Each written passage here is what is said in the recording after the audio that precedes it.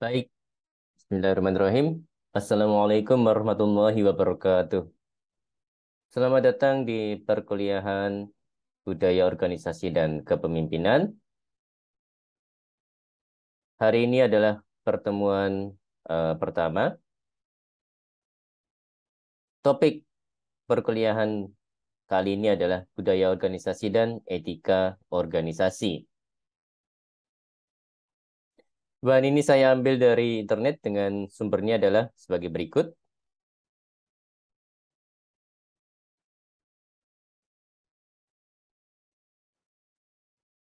Baik, pengertian.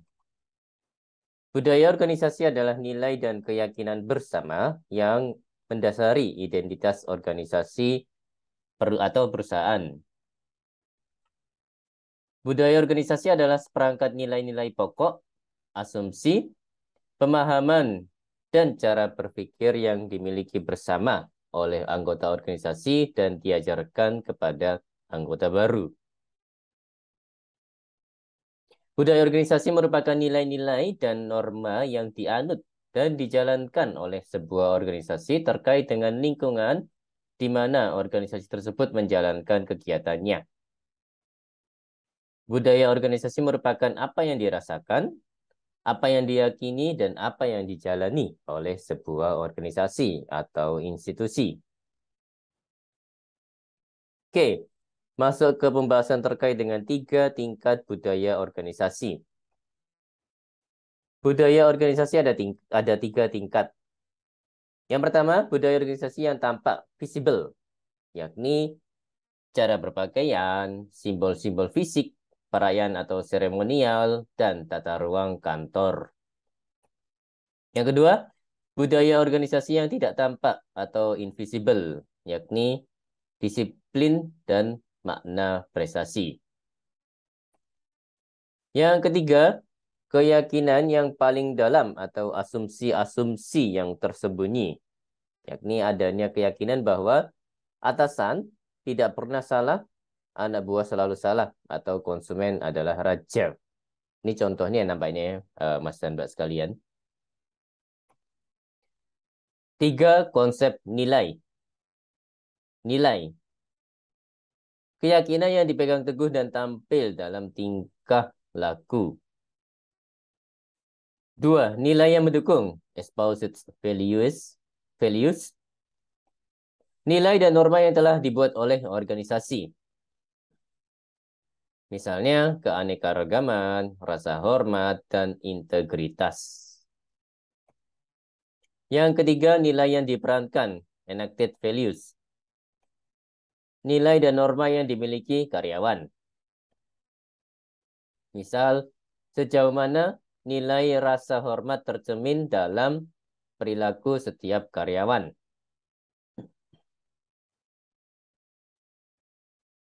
Keyakinan yang dipegang teguh dan tampil dalam tingkah laku. 5 komponen penting definisi nilai. Yang pertama adalah nilai adalah kepercayaan mengenai perilaku yang dikehendaki, keadaan yang amat penting, pedoman menyeleksi atau mengevaluasi kejadian dan perilaku, dan urut dari yang paling relatif penting. Nilai-nilai organisasi, dasar budaya organisasi.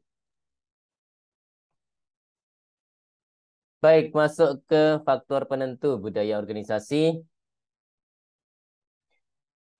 Poin pertama, pengalaman organisasi atau organizational experiences merupakan faktor penentu utama terciptanya sebuah budaya organisasi tertentu.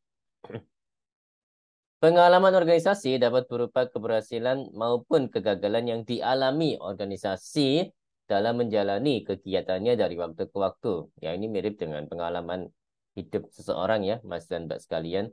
Jadi ada kalanya di atas, ada kalanya di bawah, ada kalanya berhasil, ada kalanya gagal. Berikutnya, prinsip, norma, keyakinan juga dapat menjadi faktor penentu terbentuknya sebuah budaya organisasi. Prinsip, norma, dan keyakinan tertentu nilai-nilainya diadopsi sehingga menentukan sebuah budaya organisasi. Baik, masuk ke fungsi utama budaya organisasi. Poin pertama, sebagai proses integrasi internal, budaya organisasi berfungsi sebagai pemersatu setiap komponen internal organisasi. Ya, karena dimiliki bersama gitu ya. Kemudian sebagai proses adaptasi eksternal, budaya organisasi berfungsi sebagai sarana untuk menyesuaikan diri dengan lingkungan luar. Lingkungan luar organisasi. 4 fungsi budaya organisasi secara internal. Yang pertama, memberikan identitas organisasi kepada karyawannya. Yang kedua, memudahkan komitmen kolektif. Yang ketiga, mendukung stabilitas sistem atau hubungan sosial antar personal. Yang keempat, memudahkan karyawan memahami tujuan organisasi. Baik, masuk ke sifat budaya organisasi. Ya, poin yang pertama, budaya organisasi yang adaptif. Budaya organisasi yang mampu menyesuaikan dengan lingkungan luar organisasi. Kemudian budaya organisasi yang tidak adaptif, yaitu budaya organisasi yang tidak mampu menyesuaikan dengan lingkungan luar organisasi. Terlalu kaku ya maksudnya mungkin Mas dan Mbak. Bagaimana budaya ditanamkan dalam organisasi?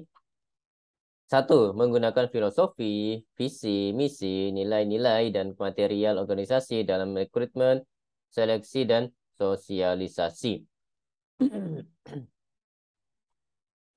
2. Mendesain ruang kantor, lingkungan, dan bangunan. 3. Menggunakan slogan, bahasa, akronim, dan perkataan. 4. Sistem penghargaan, simbol status, dan kriteria promosi. 5. Cerita, legenda, dan mitos mengenai peristiwa atau orang-orang penting. Yang keenam, melalui program pelatihan dan pengajaran oleh para manajer dan supervisor. 7. Teladan sikap pimpinan. 8. Melalui sistem dan prosedur organisasi. 9. Melalui tujuan-tujuan organisasi yang ingin dicapai. Baik, masuk ke jenis budaya organisasi, ada beberapa aspek atau penjelasan ya. Penjelasan yang pertama, budaya komunal, yakni memberikan rasa memiliki bagi anggota. Kemudian budaya networked, yakni anggota diperlakukan sebagai teman dan keluarga. Kemudian budaya mercenary, fokus langsung pada tujuan. Dan yang keempat, budaya fragmented, rasa memiliki sangat rendah. Oke, ini silakan dibaca sendiri. Masuk ke pembahasan terkait dengan etika organisasi. Pada pengertian yang paling dasar, etika adalah sistem nilai pribadi yang digunakan untuk memutuskan apa yang benar atau apa yang paling tepat dalam suatu situasi tertentu. Memutuskan apa yang konsisten dengan sistem nilai yang ada dalam organisasi dan diri pribadi. Hakikat etika merupakan konsep tata nilai dan pengukuran terhadap sikap, perilaku, atau ucapan yang dianggap baik, lazim, dan patut untuk dilakukan. Berikutnya, nomor 2, refleksi mengenai nilai-nilai dan norma moral yang dipedomani seseorang atau kelompok dalam mengatur pola sikap, perilaku, ataupun ucapannya. Norma etika, ya ada jujur, adil, tepati janji, taat aturan, tanggung jawab, responsif, hati-hati, dan sopan santun. Mengembangkan etika di tempat kerja. Ya, poin pertama, menerapkan tingkah laku etis pemimpin, manajer sebagai model peran. Ya, bagaimanapun juga pimpinan itu dilihat sama bawahan ya, Mas dan Mbak ya. Jadi itu kenyataan suka atau tidak suka. Jadi ya bagi seorang pemimpin tingkah lakunya ya perlu etis supaya eh, apa namanya bawahannya juga melihat bahwa oh atasan saya, pimpinan saya, pemimpin saya eh, memberikan contoh yang baik seperti itu ya Mas dan Mbak ya. Oke, penyaringan karyawan dalam seleksi awal. Ya ini kalau misalnya dari awal terlihat kurang sopan, bisa jadi akan membuat orang itu tidak tidak bisa masuk ke perusahaan tersebut gitu ya, Mas dan Mbak. 3, mengembangkan kode etik. 4, menyediakan pelatihan etika. 5, memberikan dukungan terhadap perilaku etis. 6, menerapkan etika dalam praktek sehari-hari. Oke, etika kerja individu dalam organisasi. Mengatur hubungan individu dalam organisasi, bersikap, berperilaku, berinteraksi dan melakukan proses kerja dengan pihak-pihak di dalam dan di luar perusahaan dalam membangun budaya kerja dan budaya perusahaan.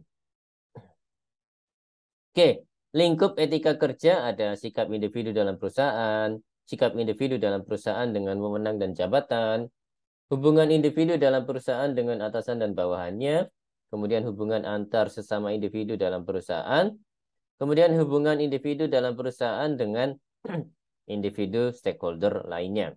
Mohon maaf. Yang keenam, hal-hal yang dilarang oleh perusahaan bagi setiap individu dalam perusahaan. Oke, interaksi individu dalam organisasi. 1, menghargai setiap individu dalam perusahaan, menunjukkan sikap sopan santun serta membangun penghargaan pribadi. Yang kedua, membangun komitmen dan menunjukkan perlakuan yang sama kepada semua individu dalam perusahaan tanpa melihat ras, warna kulit, agama, asal-usul, hambatan fisik atau mental, gender, dan usia. 3, meyakinkan para individu dalam perusahaan untuk menyampaikan opininya tentang kebijakan dan praktek-praktek perusahaan dengan berkomunikasi secara terbuka. Yang keempat, menyediakan dan memelihara lingkungan dan tempat kerja yang kondusif, sehat, dan teratur. Yang kelima, membuat para individu dalam perusahaan mendapatkan informasi tentang kebijakan, rencana, dan kemajuan perusahaan lewat komunikasi yang teratur. Yang keenam, memberi peluang yang rasional kepada individu dalam perusahaan, mohon maaf, konsisten dengan misi dan visi perusahaan untuk mengikuti pelatihan agar menjadi individu yang kompeten pada pekerjaannya. Yang ketujuh, mengusahakan promosi yang konsisten dengan kebutuhan perusahaan setiap saat, sehingga tersedia SDM dengan kualifikasi kompetensi sesuai kebutuhan. Yang kedelapan, memberikan kompensasi dan manfaat yang jelas dan menarik, serta memberi imbalan dan mempertahankan individu yang berkualitas. Yang kesembilan, tidak boleh memaksa, memengaruhi, dan atau melarang keterlibatan individu memberikan kontribusi dalam proses politik selama dilakukan secara wajar, serta tidak bertentangan dengan peraturan perusahaan yang berlaku. Prinsip-prinsip etika, ada prinsip keindahan. Ya, prinsip ini mendasari segala sesuatu yang mencakup penikmatan rasa senang terhadap keindahan. Yang kedua, prinsip persamaan. Prinsip ini melandasi perilaku yang tidak diskriminatif atas dasar apapun. Berikutnya, prinsip kebaikan. Prinsip ini mendasari perilaku individu untuk selalu berupaya berbuat kebaikan dalam berinteraksi dengan lingkungannya. Prinsip keadilan, pengertian keadilan adalah kemauan yang tetap dan kekal untuk memberikan kepada setiap orang apa yang semestinya mereka peroleh. Adil ya. Oleh karena itu, mohon maaf, prinsip ini mendasari seseorang untuk bertindak adil dan proporsional, serta tidak mengambil sesuatu yang menjadi hak orang lain. Namun bukan punyanya kok. Berikutnya prinsip kebebasan. Kebebasan dapat diartikan sebagai keleluasaan individu untuk bertindak atau tidak bertindak sesuai dengan pilihannya sendiri. Ya. Oleh karena itu, setiap kebebasan harus diikuti dengan tanggung jawab sehingga manusia tidak melakukan tindakan yang semena-mena kepada orang lain. Ya, bebas yang bertanggung jawab gitu ya, Mas dan Mbak sekalian. Baik, demikian perkuliahan kali ini. Terima kasih atas perhatiannya. Mohon maaf atas segala hilaf. Insya Allah kita akan jumpa lagi di next kesempatan. Wassalamualaikum warahmatullahi wabarakatuh.